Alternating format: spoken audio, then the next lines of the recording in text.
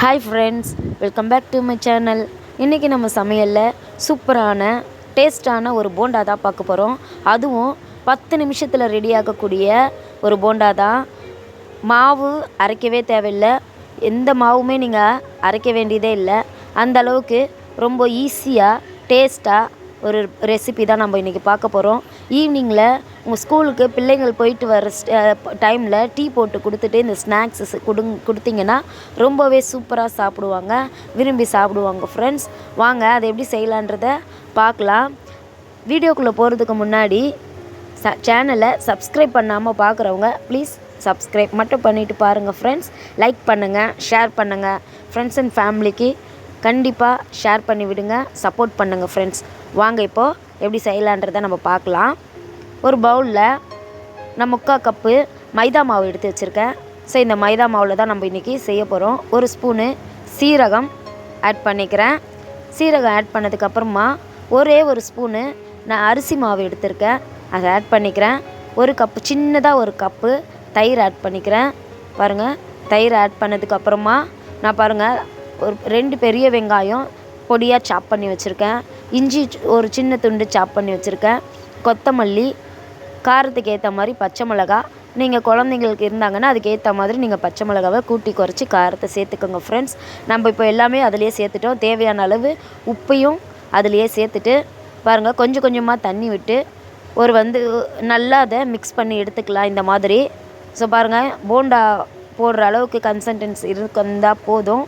இந்த அளவுக்கு நம்ம கலந்து மிக்ஸ் பண்ணி எடுத்ததுக்கப்புறமா நம்ம இப்போது நல்லா பீட் பண்ணிக்கலாம். இதை நம்ம எந்த அளவுக்கு பீட் பண்ணுறோமோ போண்டா அந்த அளவுக்கு சாஃப்டாக கிடைக்கும் ஃப்ரெண்ட்ஸ்.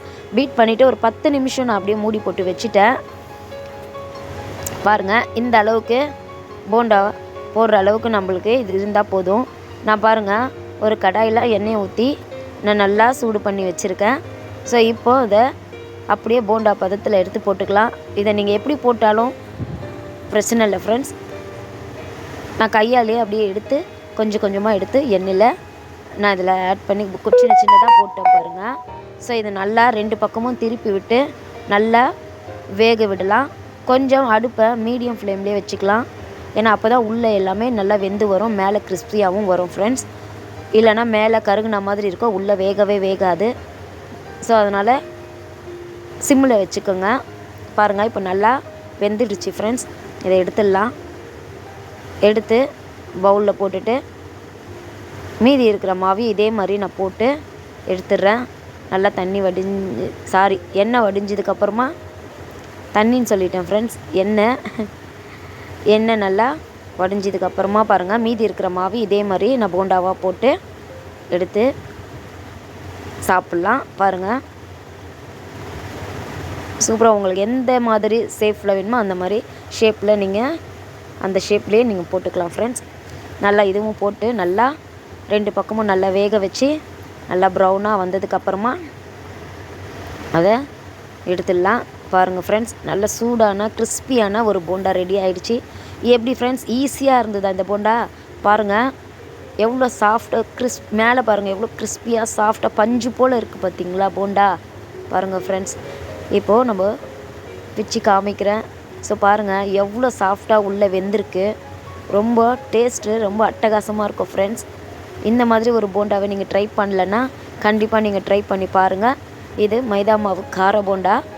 பாருங்கள் ஃப்ரெண்ட்ஸ், சூப்பரான ஒரு போண்டா நான் உங்களுக்கு செஞ்சு காமிச்சிருக்கேன்.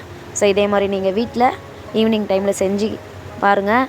அதே மாதிரி சண்டேவும் ஈவினிங்கில் நீங்கள் பிள்ளைங்களுக்கு ஃபேமிலியோடு இருக்கும்போது ஆஃபீஸ் போகிறவங்க, ஸ்கூல் போகிறவங்க, காலேஜ் போகிறவங்க எல்லாமே செஞ்சு பார்க்கலாம் ஃப்ரெண்ட்ஸ். ஓகே ஃப்ரெண்ட்ஸ், அடுத்த வீடியோவில் சந்திப்போம். பாய்.